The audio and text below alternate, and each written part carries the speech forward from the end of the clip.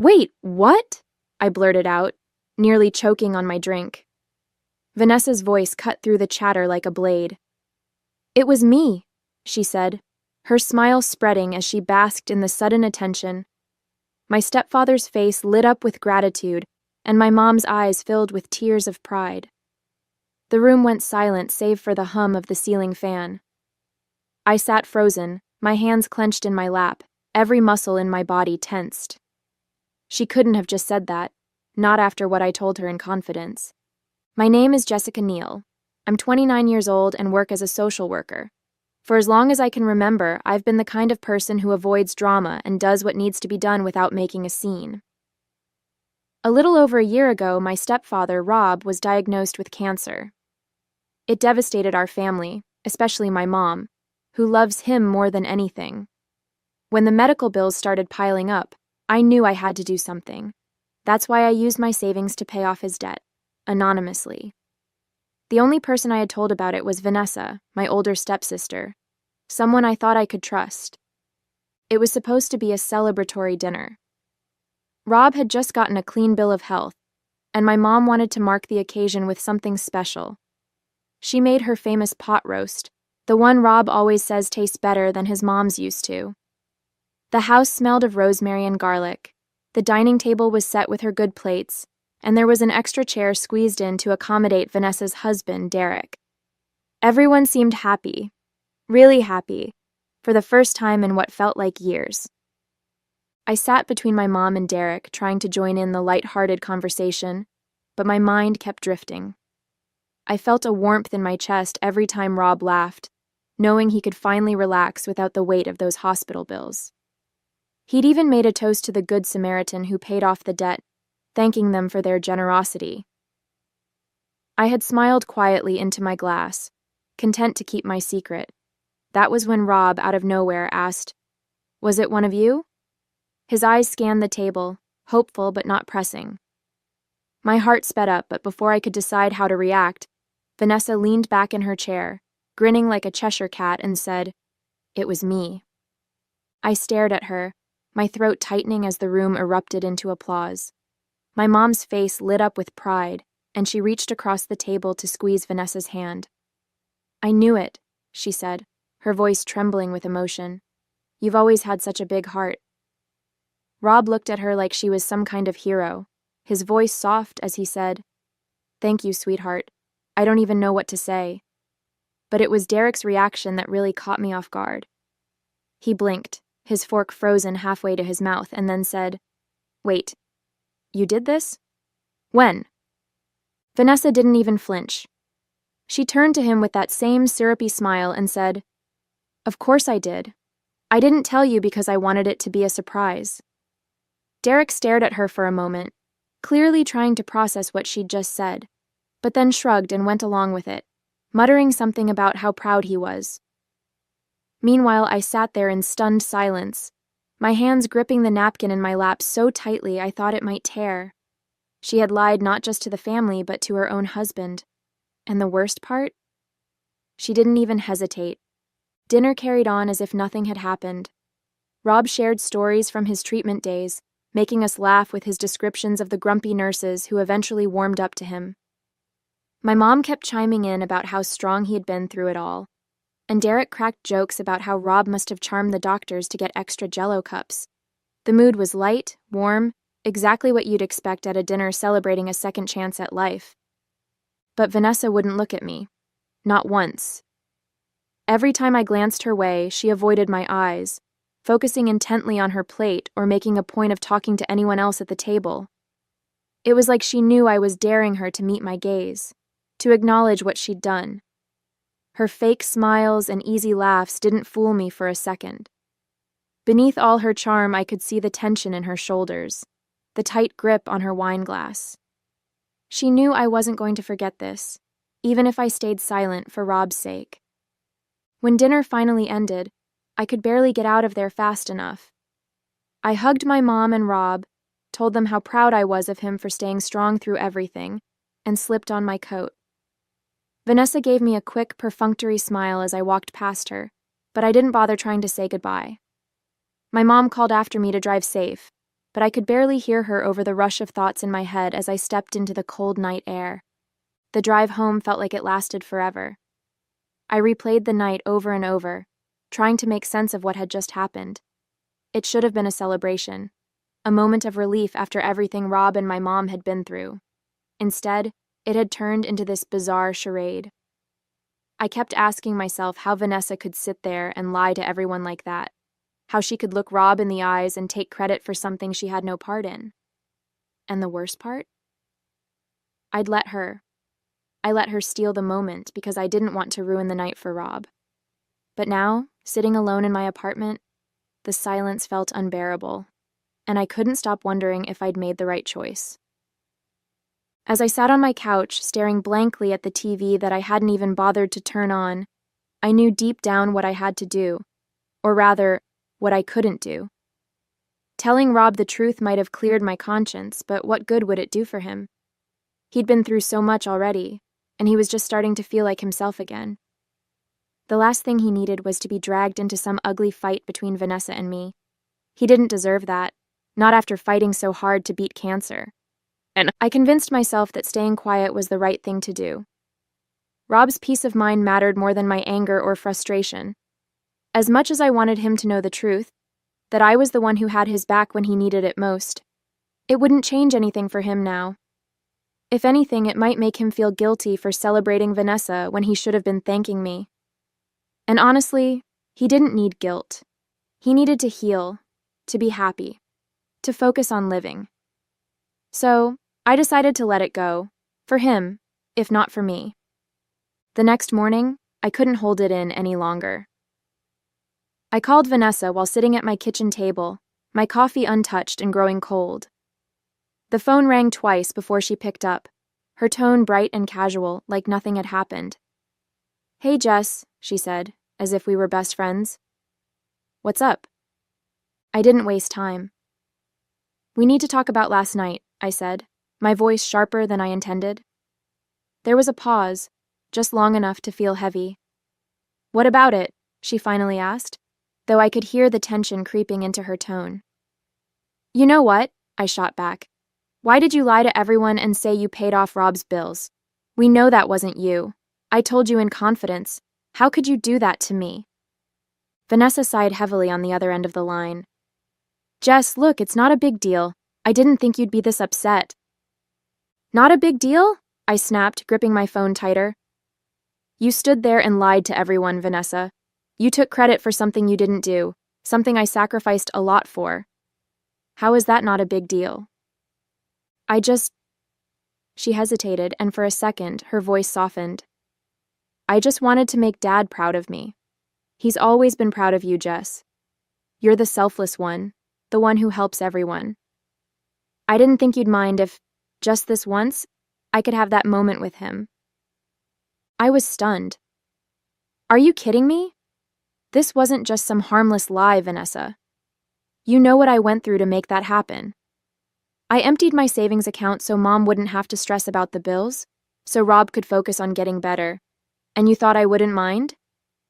"I thought it'd be fine," she snapped back, her voice sharper now. "I didn't think you'd actually care who got the credit. I mean, you didn't even want to tell him, right? You were happy to let it be anonymous. So what does it matter if he thinks it was me?" "It's not about the credit, Vanessa," I said, my voice steady but firm.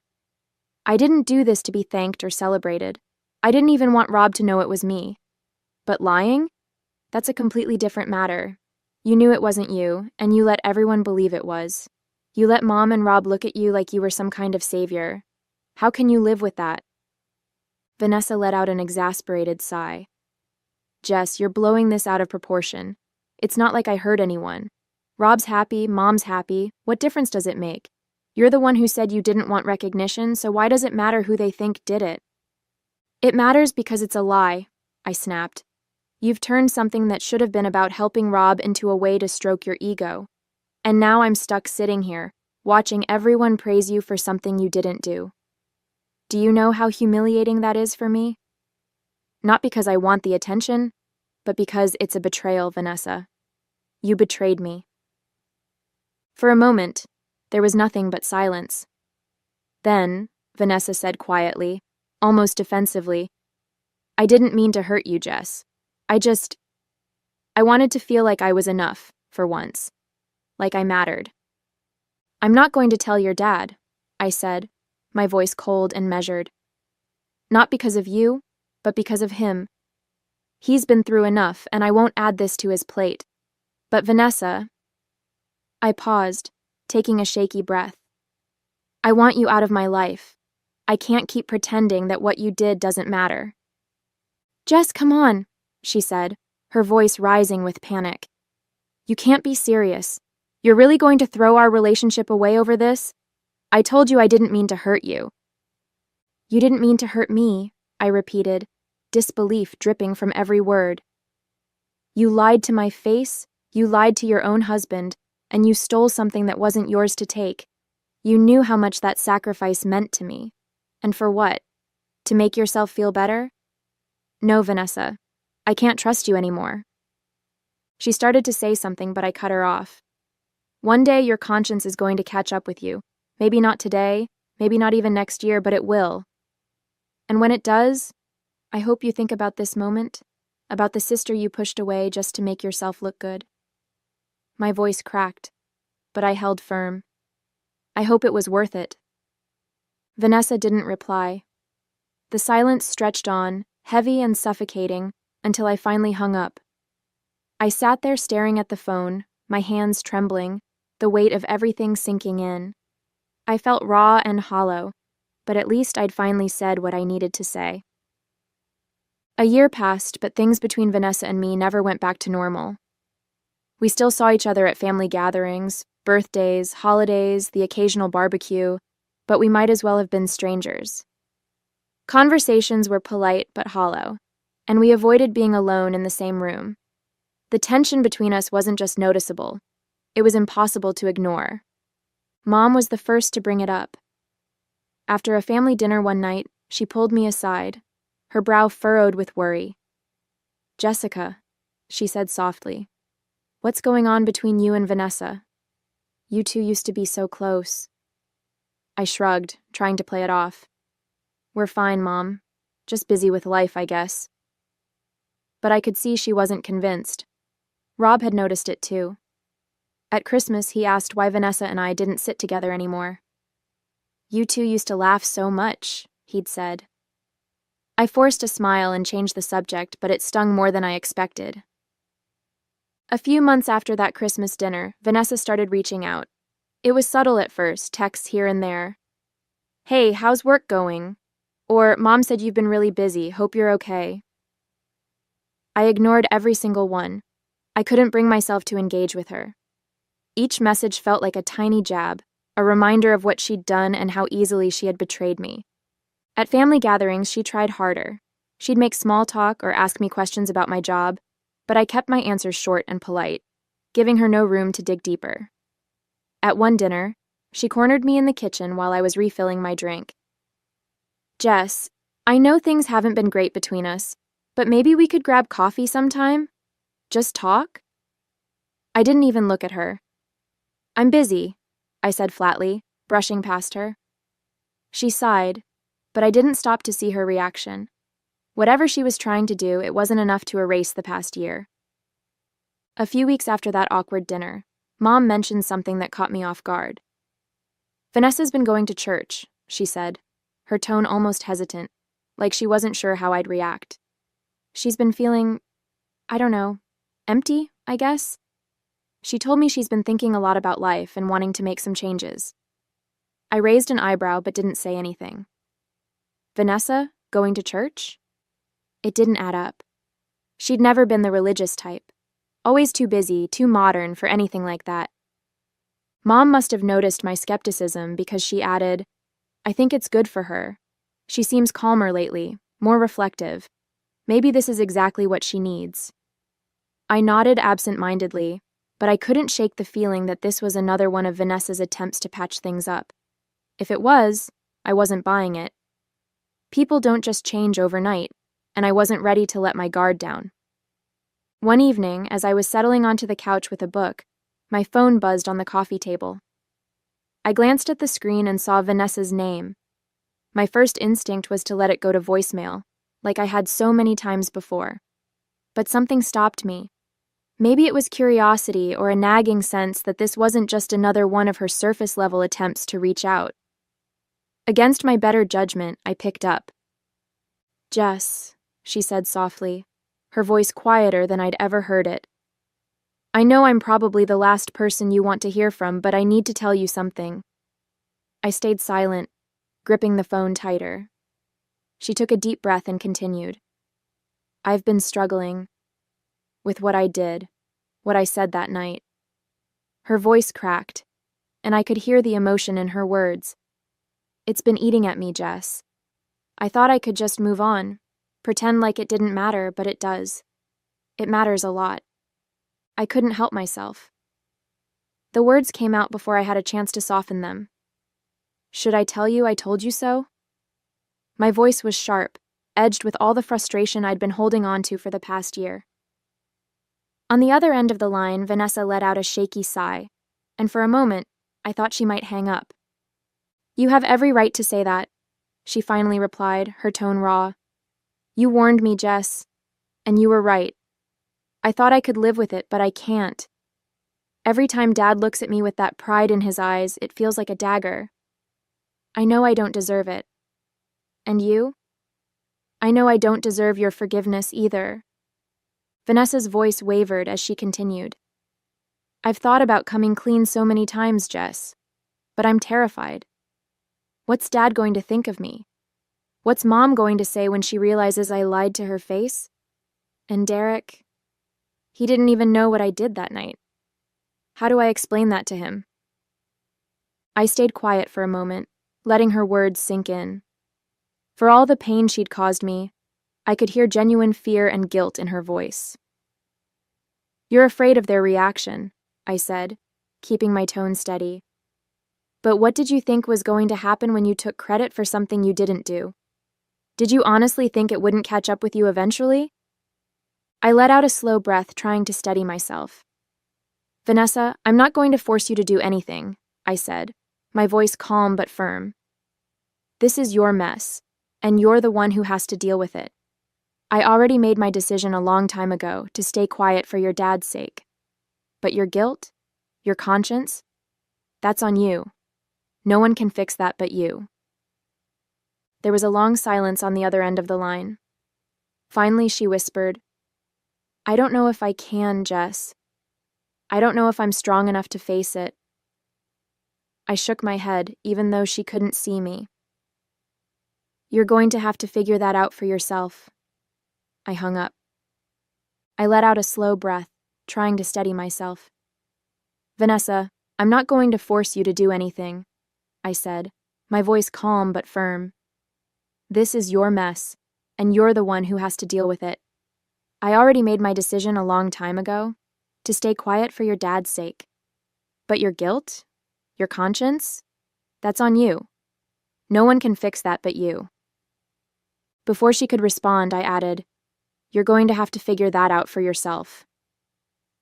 Then, without waiting for her reply, I hung up the phone. I stared at the screen for a moment, my heart pounding, a mix of emotions swirling inside me. Relief, anger, and, oddly enough, pity. I wasn't sure if Vanessa would ever own up to what she'd done, but I knew one thing for certain. I wasn't carrying her guilt anymore. A few weeks later, I got a group text from Vanessa. It was an invitation to a family dinner at her house, something she hadn't done in ages. "I'd love to have everyone over," the message read, with an overly cheery tone that felt forced. "Just a casual evening, good food, good company." I stared at the screen, debating whether to respond. It felt out of the blue, especially after our last conversation. Mom quickly replied, "Sounds wonderful, we'll be there." Rob chimed in with a thumbs-up emoji, and even Derek added, "Looking forward to it." I reluctantly typed back, "I'll come." The evening came faster than I expected. I pulled into Vanessa's driveway, already bracing myself for whatever she was planning. Her house was immaculate, the lights warm and inviting. Through the window, I could see the dining table set with care, complete with candles and what looked like her best china. As I stepped inside, Vanessa greeted me with a smile that didn't quite reach her eyes. "Jess," she said softly, "thanks for coming." I nodded but didn't say much, still unsure of what she was up to. Once everyone had arrived and settled in, Vanessa cleared her throat and stood near the fireplace. "Can I have everyone's attention for a minute?" she said, her voice shaking just slightly. The cheerful chatter died down as we all turned to look at her. She clasped her hands together, glancing at Derek for support before looking at the rest of us. "There's something I need to say. Something I've needed to say for a long time." Vanessa took a deep breath, her fingers trembling slightly as she clasped them in front of her. "I've made some terrible mistakes in the past," she began, her voice steady but heavy with emotion. "One mistake in particular. It hurt someone I care about deeply, and it's been weighing on me ever since." She paused and glanced at Derek, who gave her a small, encouraging nod from his seat beside her. He placed a hand on her shoulder, and she seemed to draw strength from it. "I've been struggling with how to handle it, and I've been talking to my priest. He's been helping me realize that the only way to move forward is to face it." Rob leaned forward in his chair, his expression tense. "Vanessa," he said, his voice filled with concern. "What is it? What mistake are you talking about?" His hands gripped the armrest tightly, his anxiety visible, while Mom's hand rested lightly on his arm, her own confusion etched across her face. The room was so quiet you could hear the faint tick of the wall clock as we all waited for her to continue. Vanessa took another deep breath, her voice shaking now as she began. "Last year, when Dad was recovering from his treatment, there was something I did that I've regretted every single day since." She looked down at her hands, her composure starting to crack. "At the dinner we had to celebrate his recovery. When he mentioned that someone had paid off his medical debt, I lied. I told everyone it was me." She glanced around the room, her eyes filled with tears as she continued. "But it wasn't me. It was Jessica." The weight of her words hung in the air, and I felt every pair of eyes shift to me. Jessica was the one who used her savings to pay off the debt. She was the one who made sure Dad and Mom didn't have to worry about the bills. And I took credit for it. I took her sacrifice and made it my own, because I wanted Dad to be proud of me. I wanted to feel like I was enough, just for once. Her voice broke as she dropped to her knees, her hands clasped in front of her like she was praying. Tears streamed down her face. "I'm so sorry. Jess, I betrayed you. I lied to everyone, and I hurt you in a way I can never take back. Dad, Mom, I don't even know what to say. I've been carrying this guilt for so long and I couldn't hide from it anymore. Please, please forgive me. I know I don't deserve it, but I had to tell you the truth." The room was silent except for her quiet sobs. Derek reached out to steady her, his hand resting on her shoulder, but she stayed on her knees, her face crumpled with regret. Rob looked at her, his face pale and stunned, while Mom's hand shot up to cover her mouth. All eyes turned to me, waiting for my reaction. Through her sobs, Vanessa continued, her voice raw and broken. "Jessica, she's an angel. She's the most selfless person I've ever known. She didn't tell Dad what I did, not because she couldn't, but because she didn't want him to worry. She cared more about his peace of mind than about what I took from her. She's so good, so selfless, that she didn't even want him to know she was the one who paid the bills in the first place." Her shoulders shook as she wiped her face with trembling hands. "I've spent this past year hating myself for what I did to you, Jess. I don't know how you stayed so quiet, how you kept all of that inside while I took what was yours. You're so much better than me. I could never be like you, but I wish I could. I wish I had your strength, your kindness. I've spent my whole life trying to feel like I'm enough. And I realize now that it wasn't you I was competing with. It was myself." Vanessa buried her face in her hands, the room heavy with the sound of her sobs. Derek knelt beside her, gently wrapping an arm around her shoulders. Rob and Mom sat frozen, their faces a mixture of shock and deep emotion. I didn't know what to say, my heart twisting in ways I hadn't expected. It's been 6 months since that night. 6 months since Vanessa got down on her knees and told the truth in front of everyone. Things haven't gone back to the way they were, and honestly, I don't think they ever will. But they've changed in ways I didn't expect. Vanessa has been different, quieter, more reflective. She still reaches out, though I can tell it's hard for her. She sends texts sometimes, small things like, "Saw this and thought of you," or, "Mom said you weren't feeling well. Hope you're okay." Rob and Mom handled the truth better than I thought they would. Rob was disappointed in Vanessa, I could see that, but his love for her didn't waver. And with me, he's been even warmer, always finding little ways to show his gratitude, like saving me the best piece of pie at dinner or asking about my work in a way that feels genuine. It's strange, but I think in some ways that night brought us closer as a family. Not perfect, but closer. As for Vanessa, she's still trying to be the best version of herself, and for the first time, I think she means it.